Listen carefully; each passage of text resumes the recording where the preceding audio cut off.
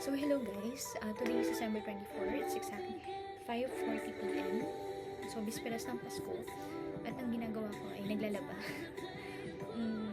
Actually, may Christmas party na invited pero hindi ako po.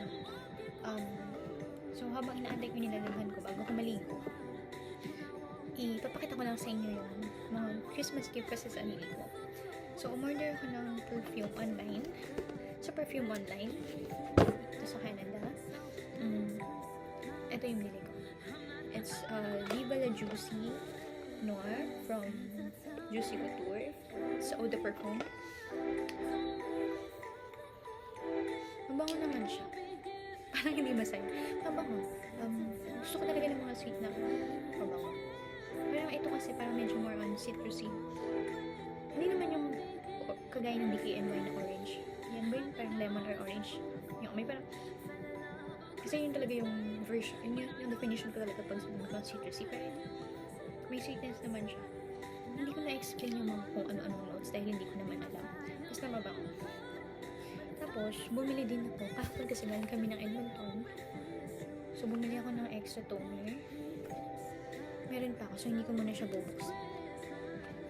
Masarado pa. Ayan. Nandito pa siya. Madami pa. And also, ito, naubos ko na kasi yung dati ko, yung galing ng UAE.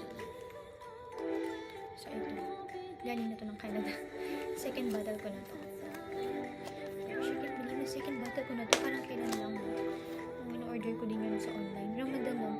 Tanda ko yung in-order ko. Yung unang set ko lang, Beauty of Joseon. Na talaga hanggang ngayon is ginagamit ko. Ba't tayong hindi ko contact sila yun. So, ito na. Tanda ko siya. Ito yun. Ito yung binili ko. Beauty of Joseon. Glow Serum.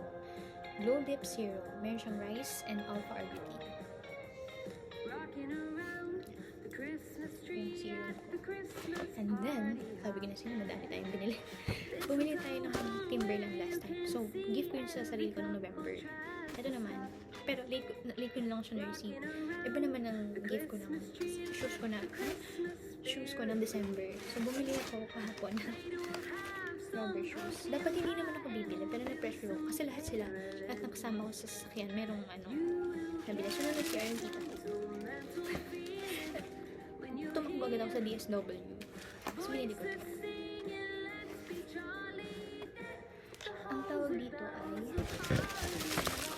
sabi nyo hindi maganda, pero okay naman sa akin. Hoops Bold. Hoops 3.0 Bold. G. Ayun. Inisip ko kung ibabalik ko siya kasi pwede naman daw siyang ibalik within 7 days. Ang sure ko lang is dumihin siya, pero at least comfortable siya. Kasi tingnan mo dito. Gusto ko yung marami siyang fashion dyan. Kaya pwede dito. Hindi naman matigas. Yung dito matigas kasi talagang mag-freeze yan. Ang hirap lang dito is feeling ko mahirap siyang linisin.